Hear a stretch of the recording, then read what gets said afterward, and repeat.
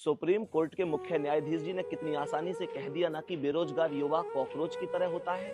साहब मैं आपको एक बात बता दूं, आपकी नजर में ये बेशक कॉकरोच हो सकते हैं, कीड़े मकोड़े भी हो सकते हैं, लेकिन मेरी नजर में ये वो युवा शक्ति है जो पूरा का पूरा सिस्टम बदलने की ताकत रखती है।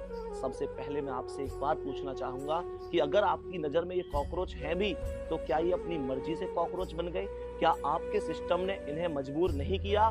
क्या आपके सिस्टम ने कोई भी वैकेंसी समय पर निकाल के दे दी? और अगर वैकेंसी निकल भी गई, तो क्या आज तक कोई भी पेपर समय पर हो पाए? और पेपर अगर समय पर हो भी पाए, तो आप मुझे बता दो ऐसा कौन सा विभाग है जहां पर धांधली नहीं हुई, जहां पर पढ़ने वाले बच्चे के सपनों को तोड़ा नहीं गया, उसके विश्वास को रौंदा नहीं गया, उसके माता पिता ने उसे इतनी मुश्किल से कठिन परिश्रम करके पढ़ाया, लेकिन परिणाम में क्या मिला? उसका सेंटर 700 किलोमीटर दूर भेज दिया गया। सेंटर पर जाकर पता चला कि पेपर पहले ही आउट हो गया है। अब साहब एक बात बताता हूं कि जब एक बच्चा फॉर्म भरता है ना, तो वो केवल एक बच्चा फॉर्म नहीं भरता, उसके घर के सपने, घर की परिस्थितियां, माता पिता की उम्मीद, सब लोग फॉर्म भरते हैं। लेकिन बदले में उसे क्या मिलता है? कितनी आसानी से कह देते हैं ना कि अगर बच्चा होशियार होगा तो पेपर दोबारा दे लेगा।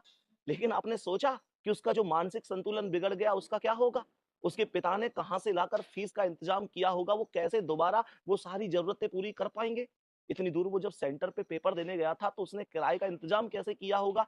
क्या सोचा आपने?